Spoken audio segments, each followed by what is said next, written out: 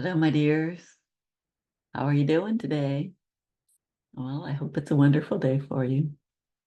Today, Grandma wants to read you a story, and Grandma heard about this story when I was talking to Lucas earlier this month, and he was showing me what he got for his birthday. And one of the things he got for his birthday was this book called The Day the Crayons Quit. And so Grandma went to the library because I've never seen it before and checked it out. And I think it's kind of fun. So I thought I would read you the book. You would enjoy it too. One day in class, Duncan went to take out his crayons and found a stack of letters with his name on them. All those letters with the name of the boy in the story. His name is Duncan. Hey, Duncan, it's me, Red Crayon. We need to talk. You make me work harder than any of your other crayons. All year long, I wear myself out coloring fire engines, apples, strawberries, and everything else that's red. I even work on holidays. I have to color all the Santas at Christmas and all the hearts on Valentine's Day.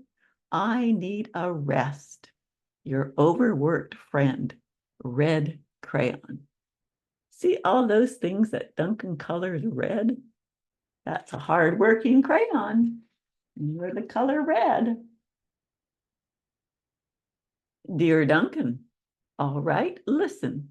I love that I'm your favorite crayon for grapes, dragons, and wizards hats.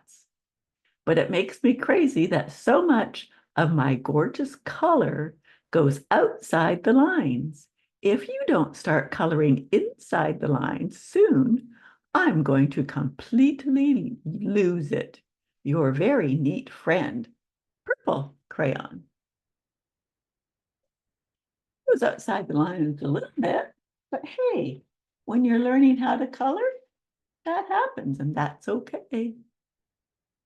Dear Duncan, I'm tired of being called light brown or dark tan because I am neither. I am beige and I'm proud. I'm also tired of being second place to Mr. Brown Crayon. It's not fair that Brown gets all the bears, ponies, and puppies, while the only things I get are turkey dinners, if I'm lucky, and wheat. And let's be honest, when was the last time you saw a kid excited about coloring wheat? Your beige friend, Beige Crayon. All these colored crayons that are writing to Duncan, some of them are kind of funny, aren't they? Dear Duncan, Gray Crayon here. You're killing me. I know you love elephants, and I know that elephants are gray. But that's a lot of space to color in all by myself. And don't even get me started on your things like hippos and humpback whales. You know how tired I am after handling one of those things with big animals. Your crayons, let's see, baby penguins are gray, you know, and so are very tiny rocks, pebbles. How about one of those once in a while to give me a break? Your very tired friend, Gray Crayon. And Gray Crayon is kind of hard to read when he's writing. Grandma had trouble reading his words. Here's another crayon.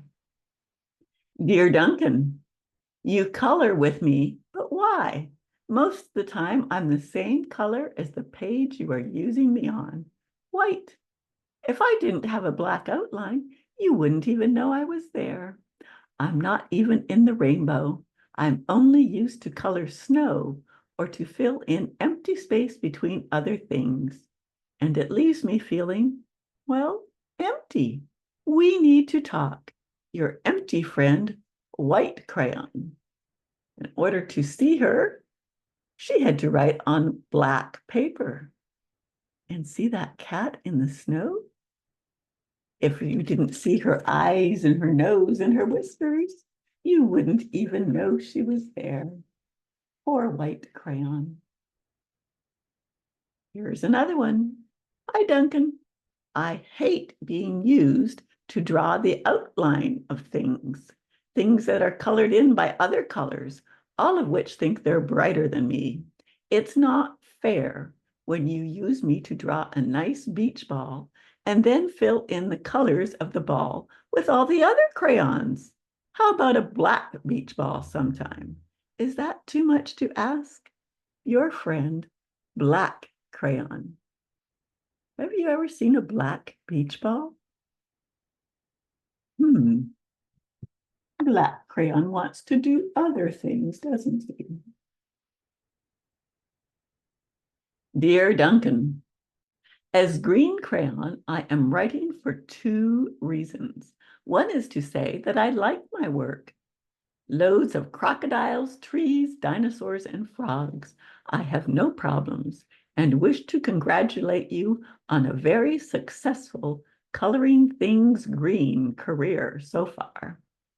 The second reason I write is for my friends Yellow Crayon and Orange Crayon, who are no longer speaking to each other. Both crayons feel they should be the color of the sun. Please settle this soon because they're driving the rest of us crazy. Your happy friend, Green Crayon. See all those things that got colored green? He was happy to be coloring them green. And there's a yellow sun and an orange sun. Oh, and this will be another hard one to read. Dear Duncan, Yellow Crayon here. I need you to tell Orange Crayon that I am the color of the sun. I would tell him, but we are no longer speaking, and I can prove I'm the color of the sun. Last Tuesday, you used me to color in the sun in your Happy Farm coloring book. In the case you've forgotten, it's on page 7. You can't miss me. I'm shining down brilliantly on a field of yellow corn. Your pal and the true color of the sun, Yellow Crayon. And there's the sun shining down. And yellow is hard to read on a white paper too, isn't it? Dear Duncan, I see Yellow Crayon already talked to you, a big whiner. Anyway, could you please tell Mr. Tattletale that he is not the color of the sun? I would, but we are no longer speaking with each other. We both know I am clearly the color of the sun because on Thursday, you used me to color in the sun in both the Monkey Island and the Meet the Zookeeper pages in your Day at the Zoo coloring book. Orange, you glad I'm here? He thinks he's funny. Your pal and the real color of the sun, Orange Crayon. And see, Duncan colored the sun orange in his coloring book. You can color the sun orange or yellow. Dear Duncan, it's been great being your favorite color this past year and the year before and the year before that. I have really enjoyed all those oceans, lakes, rivers, raindrops, rain clouds, and clear skies. But the bad news is that I am so short and stubby, I can't even see over the railing in the crayon box anymore. I need a break. Your very stubby friend, Blue Crayon. Do you ever use some of your crayons so much that you wear them down and wear them out and there's hardly anything left? That's how Blue Crayon is feeling. Duncan, okay, listen here, kid. You have not used me once in the past year. It's because you think I'm a girl's color, isn't it? Speaking of which, would you please tell your little sister, I think she did, and thank you for using me to color in her little princess coloring book.